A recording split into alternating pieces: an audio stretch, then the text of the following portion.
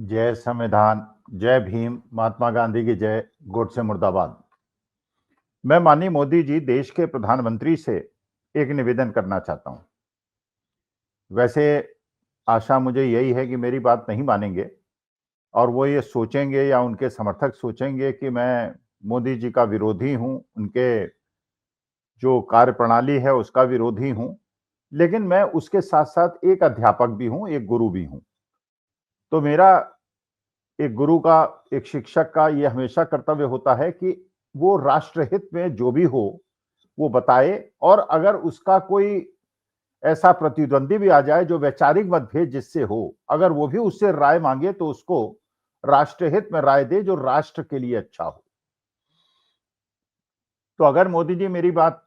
मानना चाहें तो माने, नहीं मानना चाहें तो उनकी इच्छा है। देखिए मोदी जी जो वास्तविकता है वो ये है कि ये बात बिल्कुल सही है कि जब से आपने गुजरात के अंदर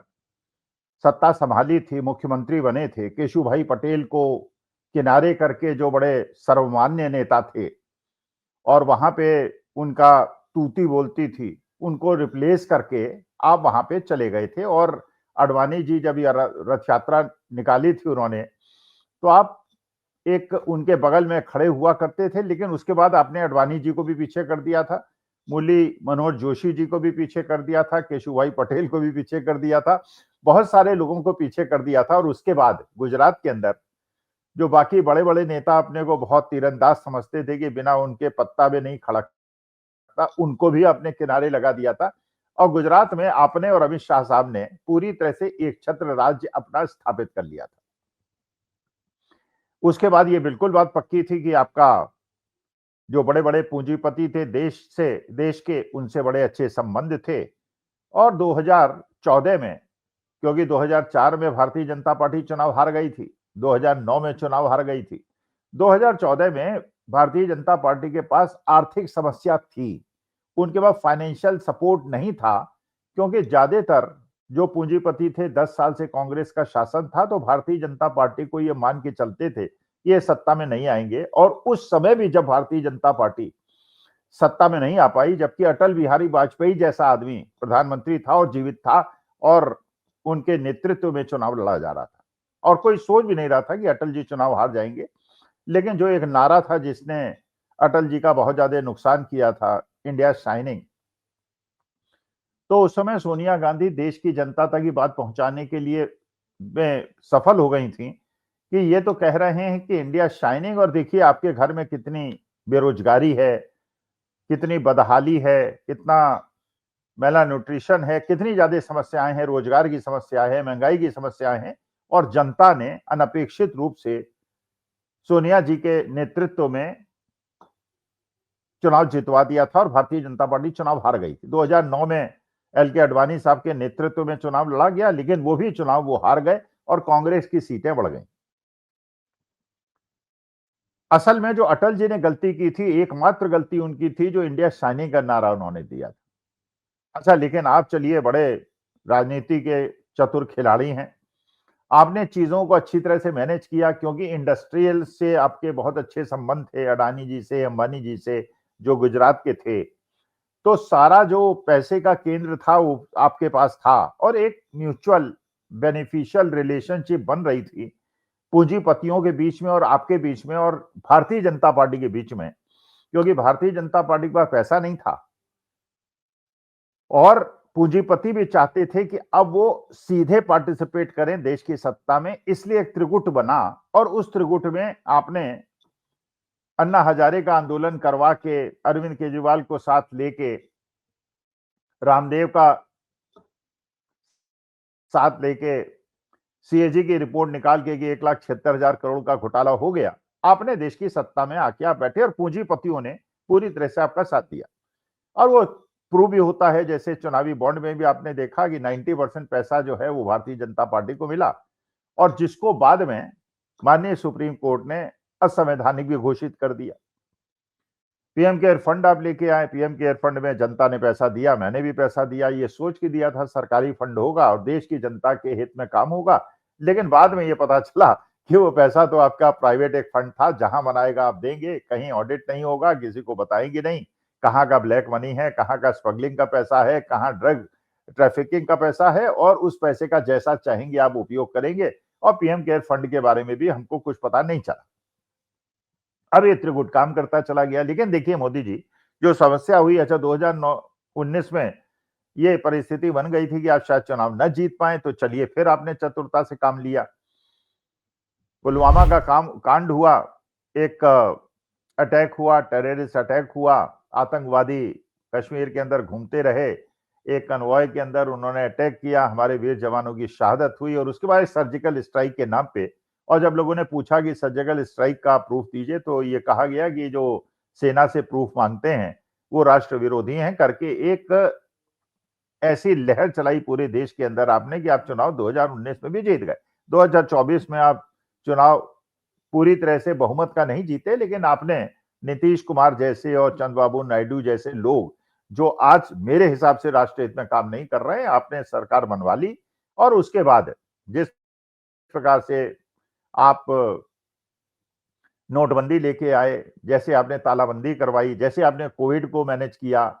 जैसे आपने जीएसटी लेके आए, जैसे आपने किसान आंदोलन बिना सोचे समझे कानून बनवाया और 13 महीने किसानों को तड़पा के फिर तपस्या में कोई कमी रह गई करके उसको वापस ले लिया। लेकिन मोदी जी, मुझे ऐसा लगता है, और आपको भी लग रहा होगा क्योंकि आप एक कुशल राजनीतिज्ञ हैं, तो आपको लग रहा होगा कि जो नारे आपने दिए थे, उन नारों की वजह से भी आप बहुत ज्यादा गिरते चले जा रहे हैं, आप अकेले पड़ते चले जा रहे हैं, पार्टी आपका साथ छोड़ती चली जा रही है, और एक साथ इतने सारे मुद्दे उठ गए हैं। जो आपने एक छवि बनाई थी, वो छवि धूमिल हो रही है, और ये छवि धूमिल होना बहुत ज्यादा नुकसानदायक। जैसा अटल जी का नुकसान किया था कि इंडिया शाइनिंग, और लोगों ने कहा कि कहाँ इंडिया शाइनिंग, हमारे घर में तो परेशानी है चूल्हा जलाने में। वही स्थिति आपने कहा था 15 लाख सबको देंगे, आमदनी किसानों की डबल हो जाएगी, महिलाओं पे अत्याचार रुक जाएगा, मैं चीन को लाल आंखें दिखाऊंगा, दुनिया भर की चीजें हुई थी। लेकिन आज बिल्कुल ठीक उसका उल्टा हो रहा है, और चारों तरफ से आप मुझे घिरे हुए लग रहे हैं। बल्कि मुझे तो ये भी लग रहा है कि भारतीय जनता पार्टी के लोगों ने आपका साथ छोड़ दिया है। आप देखिए, जो ट्रेड डील की बात हो रही है, भाई अगर ट्रेड डील जैसा पीयूष गोयल कहते हैं, और जैसे भारतीय जनता पार्टी के समर्थक गोदी मीडिया में आके चीखते चिल्लाते हैं कि ये भारत के हित में हुआ है और आपने सीना तान के ट्रेड डील कराई है, अगर ये ट्रेड डील भारत के हित में होती, तो आप स्वाभाविक रूप से लोकसभा और राज्यसभा के अंदर खुद प्रपोज करते कि ट्रेड डील पे हम बात करेंगे और अपनी पीठ थपथपाएंगे और मजबूर करेंगे अपोजिशन को भी कि वो भी हमारी पीठ थपथपाए। लेकिन अगर राष्ट्रपति के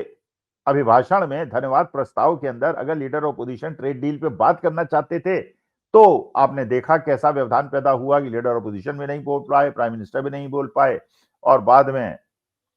बिना उसके ये धन्यवाद प्रस्ताव जो है वो स्वीकृत हो गया। तो अगर ट्रेड डील अच्छी होती, अच्छा उधर किसान आंदोलन के लिए तैयारी कर रहे हैं, मजदूर अपने किसान आंदोलन की तैयारी कर रहे हैं, क्योंकि हर आदमी ये पूछ रहा है, और लॉजिकल प्रश्न है ये कि जब इस ट्रेड डील होने के पहले और ये 50% टैरिफ लगाने के पहले जो स्थिति थी, जिसमें हम जब अमेरिका माल भेजते थे तो हमें वहां पे बहुत कम टैरिफ देना पड़ता था, और अमेरिका का माल जो हमारे यहाँ आता था उसको हम 10% से लेकर 100% तक टैक्स लगाते थे। तो अगर अमेरिका से आने वाली चीजों पे हमारा 0% टैक्स होगा और भारत से जाने वाली चीजों पे 18% टैक्स होगा, जो 6 गुना ज्यादा होगा जो 50% टैरिफ लगने से पहले था, तो हमें फायदा कैसे होगा? हमें तो हर तरफ से नुकसान होने की बात है। हाँ, इससे पूंजीपतियों को जरूर फायदा हो गया, इंडस्ट्रीज को जरूर फायदा हो गया, और आप देख रहे हैं शेयर मार्केट ने भी फायदा दिखाया जब से ट्रेड डील हुई है। कारण यह है कि अब इंडस्ट्री को अमेरिकन रॉ मटेरियल सस्ता मिलेगा। भाई अगर कोई भी, मान लीजिए कोई भी ऐसी फसल है जो भारत के अंदर 100 रुपए में मिलती थी, और अमेरिका से अगर इंपोर्ट होती पहले की स्थिति में और 90 रुपए उसकी कीमत होती और उसमें 50% हमने टैक्स लगाया होता, तो वो 135 रुपीज की पड़ती और भारत से 100 रुपए की पड़ती। तो लोगों को विदेशी माल खरीदने में इंडस्ट्री को फायदा ना होता और वो मजबूरन किसानों का माल खरीदते और किसानों के लिए फायदामंद होता। लेकिन अब क्योंकि 0% टैक्स आपने कर दिया, तो भारतीय किसान की 100 रुपए की चीज और अमेरिकी किसान की 90 रुपए में चीज मिलेगी, तो लोग अमेरिकी सामान खरीदेंगे, सस्ता माल उनको मिलेगा, उनकी इंडस्ट्री में रॉ मटेरियल कॉस्ट कम हो जाएगी, उनको ज्यादा फायदा होगा, लेकिन किसान बर्बाद हो जाएंगे। अच्छा, ये फिर यूरोप से भी आपने ट्रेड डील कर ली। अच्छा, उसके बारे में बात करने को कोई तैयार नहीं है। ये कोई व्हाइट पेपर निकालने को तैयार नहीं है कि उसके प्रोजेक्शंस आप हमें बताइए, उससे रेवेन्यू लॉस क्या होगा, जिससे हम हर 2 महीने के बाद उसका मूल्यांकन कर सकें और जान सकें जो बात आप कह रहे हैं वो सच हो रही है कि नहीं हो रही है, पूरी तरह से डेविएट हो रही है। लेकिन जो आर्थिक विश्लेषक हैं उनका ये मानना है कि ये ट्रेड डालने के बाद 6 महीने के अंदर इसका दुष्प्रभाव दिखना शुरू हो जाएगा और किसानों में त्राहिमाम त्राहिमाम हो जाएगा और इंडस्ट्री की पूरी तरह से स्मॉल स्केल इंडस्ट्री बर्बाद हो जाएंगी। हाँ, उन इंडस्ट्री को फायदा होगा जो बड़ी इंडस्ट्री हैं, जो क्या करेंगे कि विदेश से, अमेरिका से आए हुए माल का थोक परचेज करके भारत के अंदर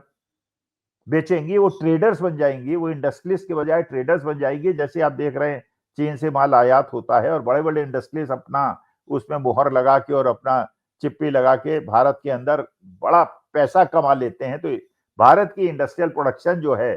जीडीपी के अंदर जो 16.5% था वो घट के 12.5% हो जाता है। लेकिन व्यापारियों की आप व्यापारी बना रहे हैं, आप मैन्युफैक्चरर लोगों को नहीं बना रहे। अच्छा, फिर एप्स्टीन फाइल में नाम आ रहे हैं, आपके ही मंत्री के नाम आ रहे हैं, लेकिन वो भी आप हंसते चले जा रहे हैं। फिर एक जो इमेज बनाई गई थी कि आपका 56 इंच का सीना है, आप बड़े वीर हैं और किसी से डरते नहीं हैं, वो छवि भी खराब कर दी आपकी ओम बिरला साहब ने। अब ओम बिरला साहब क्या आपके विरोधी हो गए हैं, अंदर से भीतर घात कर रहे हैं, ये तो मोदी जी आपका देखने का काम है। क्योंकि अगर वो स्टेटमेंट न भी देते और आप ना आते तो थोड़ी बहुत बातें होती कि आप नहीं आए, लेकिन आपने, ओम बिरला साहब ने कह दिया कि मैंने ही राय दी थी, तो आपका जो एक 56 इंच के सीने वाली इमेज थी वो भी खत्म कर दी गई। और उसके बाद एक टीडीपी के सांसद ने कह दिया कि ये डर था कि औरतें कहीं दांत से न उन्हें काट लें, और ज्यादा आपकी छवि को धूमिल कर दिया गया। फिर जनरल नरवाणे की किताब में आप देखिए क्या आपके साथ धोखा हुआ है। बगैर जनरल नरवाणे की किताब के बारे में राहुल गांधी दिखाना चाह रहे थे, बात करना चाह रहे थे, तो उसमें डिस्कशन हो जाता है और अप्रूव कर देते कि ये जो किताब आपके हाथ में है ये इलीगली छपी हुई है, ये पेंगुइन कंपनी ने नहीं छापी। अब पेंगुइन कह रहा है कि हमने इसको पब्लिश नहीं किया है। नरवाणे साहब 2023 में कह चुके हैं कि ये ऑन सेल है और प्री ऑर्डर कर दिया। भाई, प्री ऑर्डर तो उस चीज का करेंगे ना जो चीज छप गई है। अच्छा, पेंगुइन के कह रहा है कि प्री ऑर्डर कीजिए। राहुल गांधी के हाथ में किताब है, तो राहुल गांधी इतना कच्चा खेल तो खेलेंगे नहीं कि अपने घर से किताब छपवा देंगे और पेंगुइन के नाम पे। अब ये मामला जो है, क्योंकि एफआईआर लिखा गया, कोर्ट में चला गया है, तो या तो पेंगुइन गलत है या नरवाणे साहब गलत है या सरकार गलत है और राहुल गांधी गलत। लेकिन पूरे देश के अंदर ये बात तो बिल्कुल पक्की हो गई है, एक मैसेज तो चला गया है कि जब ये गलवान घाटी की बात हो रही थी तो उस समय जो 2.5 घंटे तक नरवाणे साहब आपसे बात करना चाह रहे थे तो आपने बात नहीं की, और 2.5 घंटे के बाद जब चीनी सेनाएं बहुत पास आ गई थी तो आपने कहा था जो उचित समझो वो करो। तो देखिए, चारों तरफ से आपकी इमेज खराब हो रही। तो मैं तो, अगर आप भारतीय जनता पार्टी को बचाना चाहते हैं कि भारतीय जनता पार्टी ने आपको बहुत कुछ दिया है और जीवन में जो भी आपने प्राप्त किया है भारतीय जनता पार्टी से प्राप्त किया है और आप 75 साल के हो गए हैं, तो पद छोड़ दीजिए और किसी योग्य आदमी को ये काम दे दीजिए। और योग्य आदमी में जहां तक बात है, राजनाथ सिंह जी को मत दीजिए, क्योंकि राजनाथ सिंह भी खड़े होके जनरल नरवाणे की किताब में, लेकिन ये बात उन्होंने नहीं कही कि नहीं जनरल नरवाणे से हमारी ये बात नहीं हुई। जनरल नरवाणे क्यों चुप बैठे हुए हैं ये भी किसी को नहीं पता है। अमित शाह साहब को भी मत बनाइएगा, क्योंकि अमित शाह साहब का देखिए 2.5 साल में परफॉर्मेंस कैसा रहा है। मणिपुर के अंदर 2 साल तक आग लगी रही, फिर राष्ट्रपति शासन लगाया गया, फिर जैसे ही दोबारा वहां पे सरकार बनी दोबारा वहां आग लगनी शुरू हो गई है। तो अगर आपके गृह मंत्री साहब मणिपुर को नहीं संभाल पा रहे हैं तो देश को कैसे संभालेंगे। तो अब आपको ये आपका काम होना चाहिए, मेरे ख्याल से एक राय दे रहा हूं मैं, चाहे तो मान लें, किसी अच्छे व्यक्ति को, किसी योग्य व्यक्ति को, लेकिन योग्यता की कमी तो है। एक वो आपके हरदीप सिंह पुरी साहब हैं, एक जयशंकर साहब हैं, एक राजनाथ सिंह साहब हैं, एक नितिन गडकरी साहब हैं जो अपने बेटे की जो फैक्ट्री है उसी के लिए काम करते हैं और उसके अलावा उनको कोई मतलब नहीं, चाहे लोगों की कार खराब हो जाए इसलिए कि उसमें एथेनॉल मिलाया जाता है। तो मुझे तो अभी योग्य व्यक्ति कोई आपकी पार्टी में दिख नहीं रहा है, लेकिन आप अगर कोशिश करेंगे, क्योंकि इसलिए कहीं ऐसा ना हो कि जो आपकी छवि धूमिल हो रही है, लोग आपका साथ छोड़ रहे हैं और जनता भी जागरूक हो रही है और किसानों और मजदूरों में भी जो उद्वेग बढ़ रहा है, उससे कहीं आपके साथ साथ भारतीय जनता पार्टी को बहुत ऐसा नुकसान हो जाए जिसकी भरपाई ना हो सके। ध्यान रखिएगा, सुनना चाहें सुने, बाकी आपकी इच्छा है। नमस्कार, धन्यवाद और प्रणाम।